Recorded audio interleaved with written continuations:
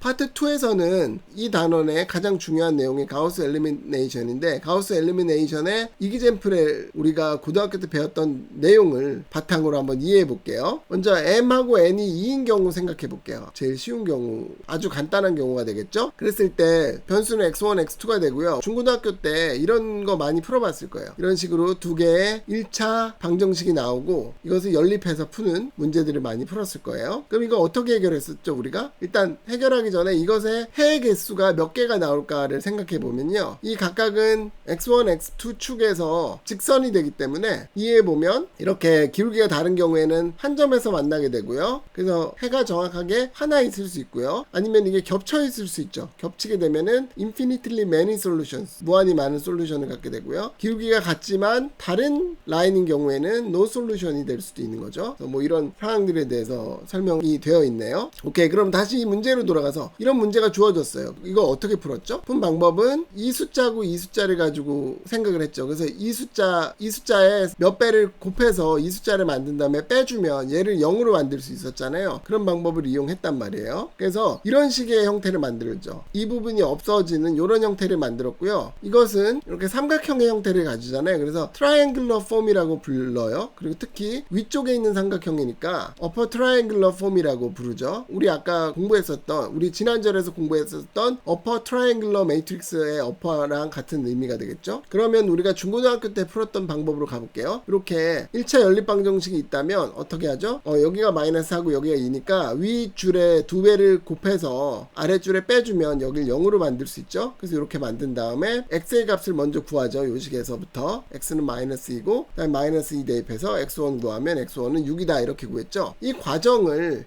그냥 행렬로 우리가 바꿔서 생각하자는 거예요. 그러면은 여기 있는 값들은 중요한 것이 이런 값들 6개의 값만 중요하잖아요. 그리고 해가 변하지 않는 상황들을 생각해 볼게요. 그럼 어떻게 하면 변하지 않았죠? 한 행에 상수배를 해서 다른 행에 빼주면 그거는 변하지가 않잖아요. 그래서 이 행에 2배를 해서 여기서 빼주게 되면은 이 아랫줄이 이렇게 바뀌게 되죠. 윗줄은 그대로 있게 되고, 그리고 이게 어퍼 트라이앵글러 매트릭스가 되는 거죠. 여기도 추가로 있으니까 어퍼 트라이앵글러 매트릭스가 되는 거예요. 그리고 여기서 두 번째 로우 더하기 첫 번째 로우에 2배를 곱해서 더했다는 식을 여기 어떤 방식으로 했는지를 이렇게 파란색으로 쓴 거죠. 그러면 이것을 이렇게 이해할 수 있으니까 x2와 x1을 구할 수 있다는 거죠. 그래서 지금 여기서 나온 것은 뭐냐면은 위에 행에 2배를 해서 여기서 더해주는 거죠. 그죠? 이런 과정을 했다는 거예요. 이래도 해가 변하지 않는다는 것을 우리가 너무나 잘 알고 있죠. 그래서 지금 한 방법이 사실은 가우스 일리미네이션, 가우스 소거법이라는 방법이에요. 그런데 하나의 차이점은 2개짜리로 했으니까 제일 간단한 상황만 본 거죠. 근데 수학에서는 여러분들이 간단한 상황에서 시작해서 복잡한 상황으로 만들어가고 쓸 수 있으면 그러면은 사실 되는 거죠.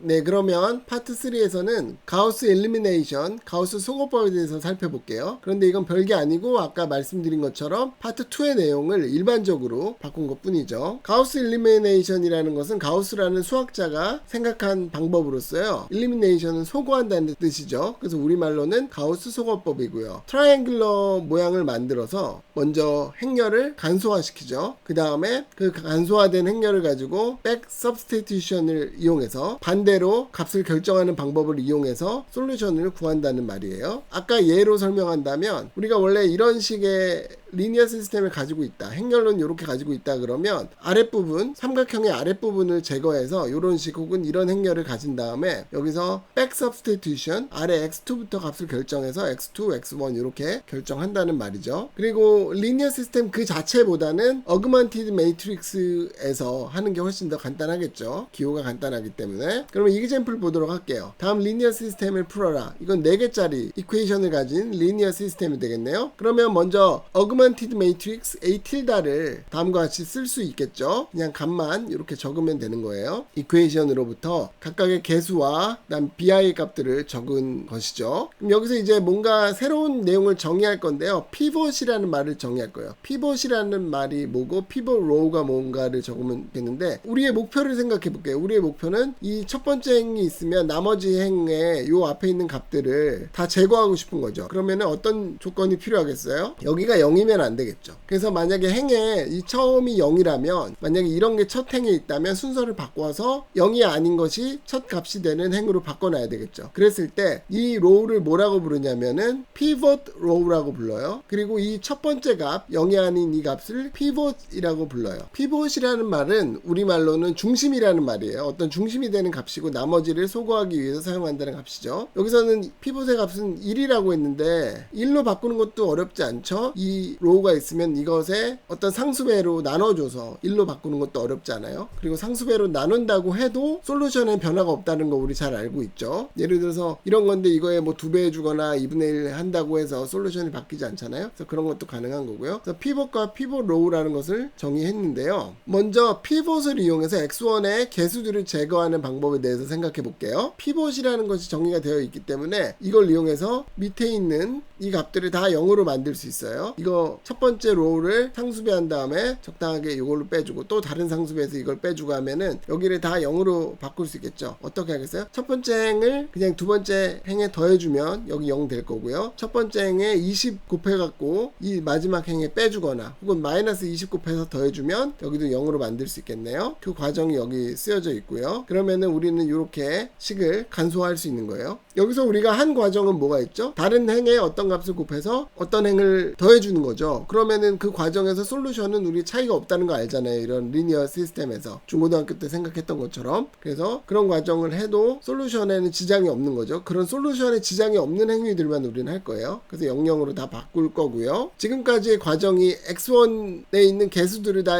제거한 과정이 되는 거죠. 그 다음에 스텝 2는 비슷한 방법을 이용해서 x2의 개수들을 제거할 거예요. 어떻게 하면 되겠어요? 이거 뭐 말이 잔뜩 쓰여져 있는데 그림으로 보면 아주 간단하죠. 그럼 아까는 여기 제거했고 그 다음에 두 번째는 마찬가지로 어떻게 하면 되겠어요? 이 두 번째 행의 이 부분을 생각하면 되겠죠. 그리고 그 중에 이 부분이 이제 새로운 피봇이 될 거예요. 이 피봇을 이용해서 나머지 이 부분을 상수배에서 빼주면 이게 다 0으로 바뀔 수 있겠죠. 그래서 여기가 0으로 바뀌게 되는 거죠. 여기서 중요한 거는 만약에 여기가 0인 경우에 피봇을 쓸 수 없잖아요. 그런 경우에는 두 번째와 세 번째 로우를 바꿔서 처리하면 되겠죠. 두 개의 로우를 바꾼다고 해서 이 리니어 시스템의 솔루션은 변화가 없잖아요. 그래서 그것도 가능한 방법이죠. 정리해 봅시다. 행 바꿈도 상관이 없다는 거죠. 그래서 이제 여기를 0으로 바꿨고요. 마지막으로는 여기를 새로운 피벗으로 잡아서 여기를 0으로 바꿔야 되는데 0으로 이미 되어 있으니까 그 작업을 할 필요가 없겠죠. 그러면 우리가 만들어낸 어그멘티드 매트릭스의 변환된 식은 이렇게 되고요. 그거를 리니어 시스템으로 바꾸면 이렇게 쓸 수 있겠죠. 그러면 우리 알다시피 x3 값 구하고 x2 값 구하고 x1 값 구해서 다 구할 수 있겠네요. 솔루션을. 그런데 그 과정이 어떻게 되는 거죠? 밑에서 위로 가는 과정인 거죠. 그래서 백에서 프론트로 가기 때문에 그것을 백 서브스티튜션이라고 말하는 거예요. 그래서 x3, x2, x1의 순서로 값을 결정한다는 거죠. 그래서 최종적으로는 x3의 값은 여기서 2라는 값을 얻어내게 되고 x2라는 값은 x3에 2 대입하고 값을 계산을 하면 4라는 값을 얻어낼 수 있고 x1은 x2, x3에 4, 2라는 값을 넣으면 2라는 값을 얻어낼 수 있는 거죠. 그래서 솔루션을 구할 수 있었네요. 그 다음에는 이제 다른 이그젠플로서 솔루션이 무한히 많은 경우를 한번 살펴보도록 할게요. 과정은 똑같아요. 먼저 주어진 리니어 시스템으로부터 어그먼티드 매트릭스를 만들어요. 그 다음에 피봇을 잡아서 피봇을 가지고